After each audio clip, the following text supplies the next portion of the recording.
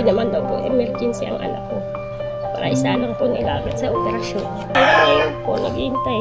Wala naman nangyayari. Ayaw nga po po mag-aral at nakakaya daw. Pinilit ko lang po ngayon taon mag-aral at para maka ano po, ano.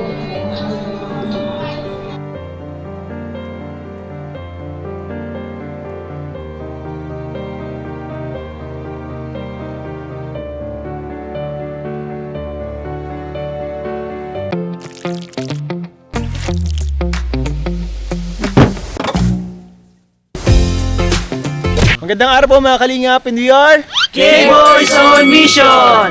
At ngayon po sa araw na to ay gagawin natin ang pinakauna-unang scouting po ng K-Boys on Mission. Yun!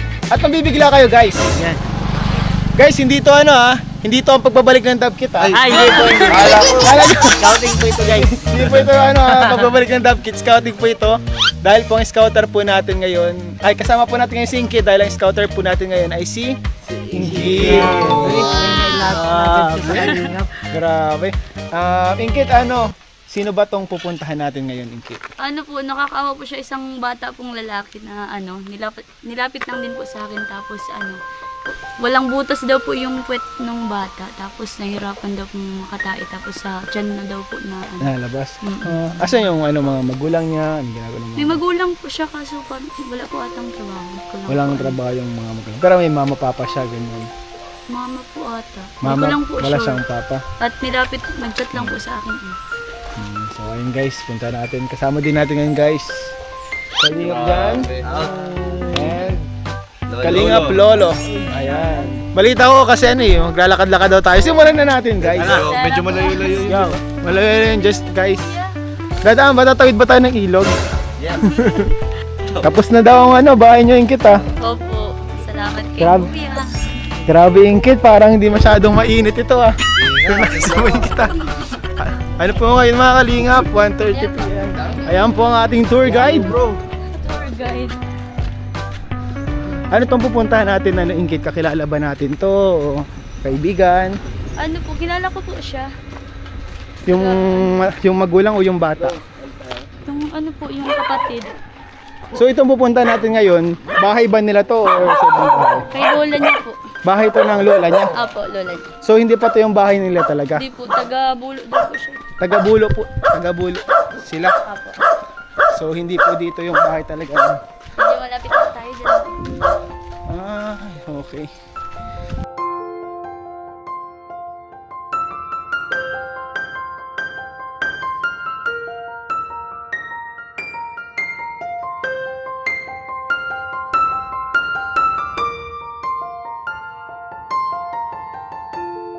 Apo.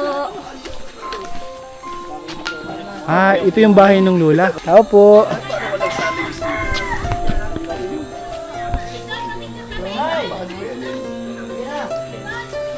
Tao po.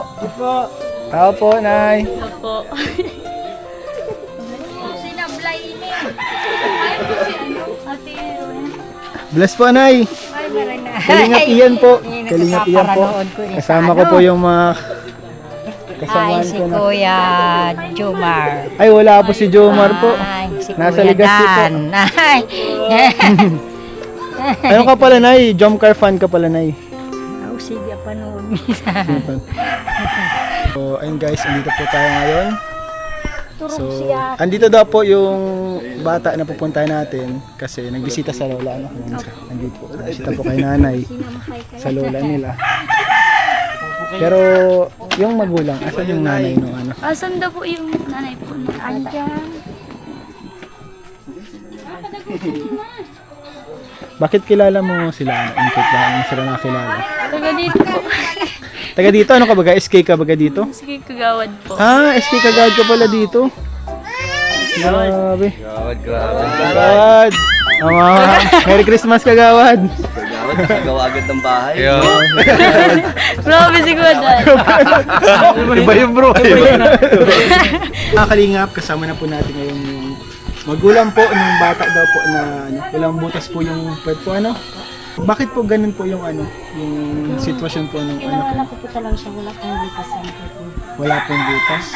Kaya, nilagyan ko siya dito po ako sa kanya. Temporary na ano po, Para po siya makadumi. para makadumi. So, paano po yan pag nag-school po siya? Ilang taon na po yung bata po? 5 years old na po. 5 years old na po. O di, ngayon po mapasukan po siya. Kahit pwede naman po yun. Nag-aaral po siya sa Bacolong Bulot. Tada ko lang bulot. Sana po, grade kinder na po sana siya ngayong taon. Eh, ayaw niya po mag-aaral na. Huwag na hindi na nga po. Ay, ayan na. Ayan po. Tutoy. Ayan po si Tutoy. Ano, Toy? Nahiya nga po Bless mag-aaral tayo. at Bless. Bless na lang. Ako si ano, Kuya Ian mo. Kasi ito mga kasama namin, oh. K-Boys nahihiya po. Nahiya pa siya. Ayan, ang po ang ano, sa tiyan niya. Ano po yan, ganyang sitwasyon po, inborn po yan? Inborn? Ano pong sabing ng doktor, wala na daw po bang gamot yung ganyang sitwasyon? Pwede naman daw po operahan. Kaso, opera nga po wala. Pwede namang Pwede po operahan, magbutasan ang cake niya. kaso walang pera. Ay, okay lang na, upo po tayo na. Ay, sige po. Dito po kayo na yun. Ayan. Ay.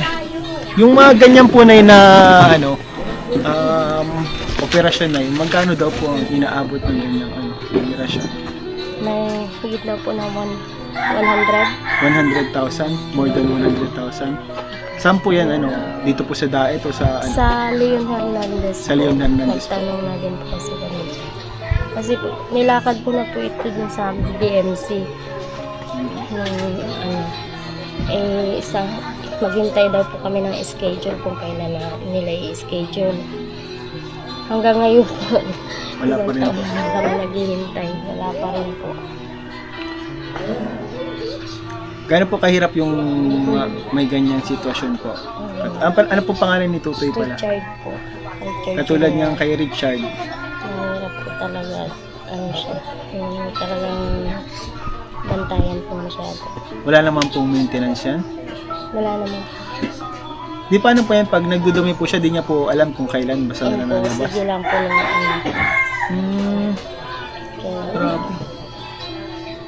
Hindi mo pala alam ang ganyang ano, no? Kung kailan malabas, ano? Asan po yung ano, tatay ni Richard po? nasa Paracali po. Sa Paracali. Ito construction. Construction. Ilan na po ang anak niyo? 4? Apat. O asan po yung mga kapatid ni Richard? Yung dalawa po nag-aaral, yung dalawa po nasa Kalasgasan. May anak, asawa na po yung panganay. Yung dalawang panganay mo, may asawa na. Hindi po, yung pinakapanganay lang po ang May asawa. Tapos yung isa po, nasa kanya. Doon na nakatira sa Hindi kanya. na uwi. Kumusta ka ano, Richard? Tutoy. Kumusta ka? Nagising pa lang. Nagigising pa lang. Mahihain po si Richard. Nay, mahihain po yan. Po.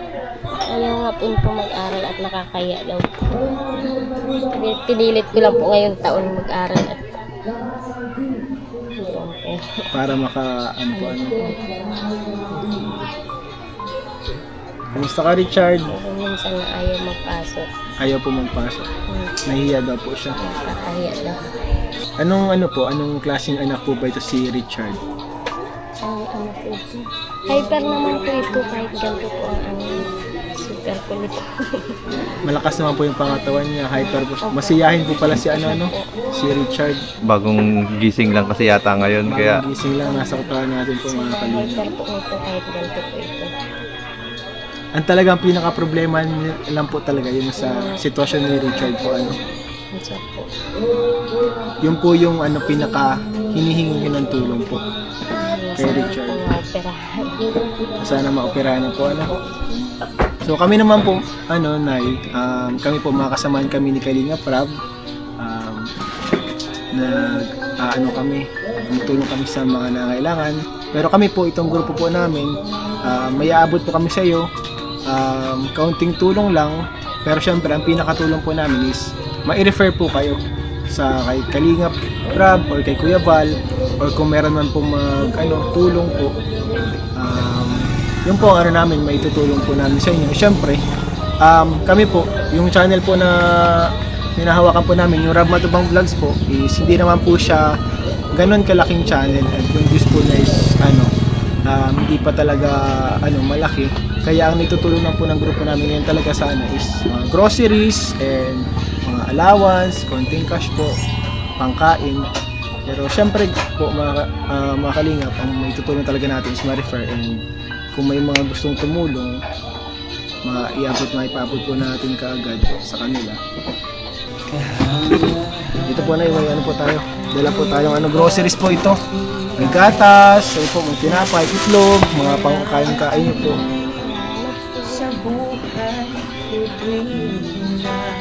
Kaya ang nag-refer po pala sa inyo mga nanay si Ingkit. Si Kagawad Ingkit. Si Kagawad Ingkit po. Si Kagawad. Malapit na election, Kagawad. Ay, sa ano pa po? Kaya na po kahirap na yung may ganyang sitwasyon yung anak mo. At hindi ko maiwan yung kahit gusto ko po magtrabaho at hindi ko pwedeng kahit Bakit hindi po pwedeng iwan ay si Richard po? sa gawa po ngayon sa tiyan niya po, ako lang naman po naglilinis. Kapag kunyari po, di ba nakasara po yun sa tiyan niya, may parang tali. Ano po yan ay kunyari, hindi mo matanggal yung tali, tapos di siya pwede siyang poison, ganyan. So kapag nagdumi siya, dapat tatanggalin agad po yung tali. Inaano ko po agad, nililinisan po. Kapag hindi po nyo malinisan agad, ano po nangyayari? Nagkakarashes po nga dyan. Kakarashes. Kakasugat po dyan. Pag nabababad po siya dun sa dumi niya.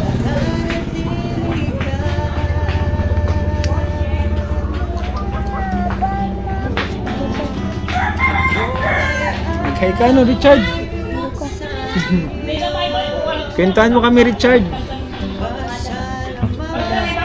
Ano po si Richard, bagong gising po kasi mga kalingap. So si Richard po, ang sitwasyon niya ay ang sitwasyon po ni Richard ay wala pong butas sa kanyang puwet, kaya siya po ay dumudumi sa tiyan niya na mismo. Di po yung binutasan po yung tiyan. Binutasan po yung tiyan, and dyan na po didiretso lalabas. Yun nga po, hindi po maiwan ni nanay dahil kailangan po bantayan po pala yung ganitong sitwasyon. So si nanay po hindi rin makapagtrabaho. Isipin mo bro, simpleng sakit lang, grabe na yung pag-aalala mo. Paano pa kaya yung mga ganitong sitwasyon po ng bata, ng anak mo? Parang talagang siyempre gagawin mo lahat, no? Gusto mo man talagang maoperahan na. Siyempre hindi ganun kadaling maglabas ng malaking pera. Lalo na talagang walang-walaman sila. At may iba pang anak.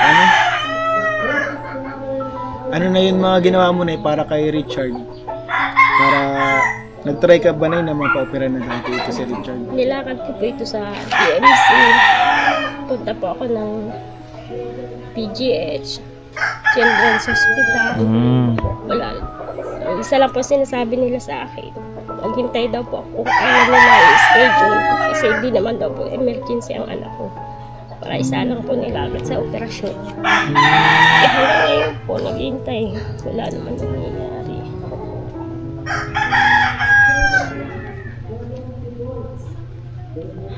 Matagal na. Ilang gano'n na kayo na katagal na naghihintay?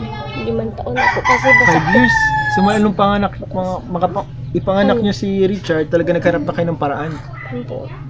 So 5 years na. Po ito sa Naga. Kung saan nyo na nilakad, syempre nag-Manila na din kayo. Yun lang po, isa lang po sinasabi nila. Hindi man daw po emergency ang anak ko. Para isa lang nila agad sa operasyon. Kaya minsan nga po nakikipag-away na po ako sa doktor. Ano po gagawin ko sa anak ko? Maging emergency isa lang sa operasyon para operahan ang anak ko. Ang hirap naman po kasi ng gano'n sabihin na hindi Kasi emergency. po lumalaki naman po ang anak ko. Nahihiyak naman po sa sitwasyon ko. Syempre gusto Wala niyo- daw po silang magagawa. Hindi maghantay kami. Siyempre naman, ikaw naman, hindi mo nahintayin maging emergency pa. Hindi mo nahintayin na magkaroon pa ng infection. Mas maganda yung agapan, ano? Agapan. Sana Nay, sana po Nay, ano tayo ng tulong po, ano? Malay mo may makapanood dito. Oo, May mabuting puso. Na, kasi kami Nay, kung ano lang yung kinikita ng aming YouTube channel, yun lang din po naiabot namin, ano? So hindi man po kami mayayaman po. Kami lang po ay ginagawa lang instrumento para makapag-abot ng tulong, ano Nay? Sa buhay ko tuwing na kapayapaan ay nadama, kalayaan sa'yo nakita. Ako ay Saan part po ang butas niya na sa harap mismo? Grabe dyan siya na ano. So talagang bantayan po yan kasi hindi po yan pwede talagang basta-basta labas yung konting bituka niya po, ano. So hindi po talaga siya pwedeng pabayaan kasi bawal din niya makaano sa ano niya ay sa pututoy ni Totoy kasi may infect yan eh.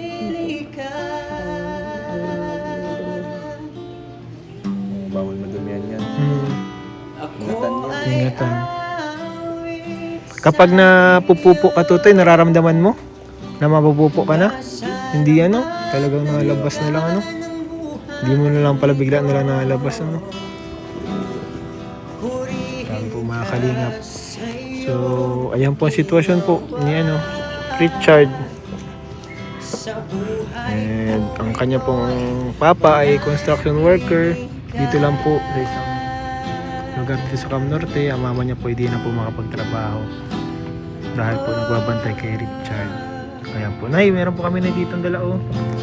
Ano po yan? Tawag doon, may mga pagkain po sa loob yan. Pagkain nyo. Bukod dyan ay may aabot po kami na konting cash po. Sana makatulong sa inyo sa panggagastos nyo dito na galing po ito kay Kalinga Prab. Ito pong groceries at itong cash po galing po kay Kalinga Prab. Dahil po sa support ng mga viewers po na nanonood at ibinag-stream. Ito po.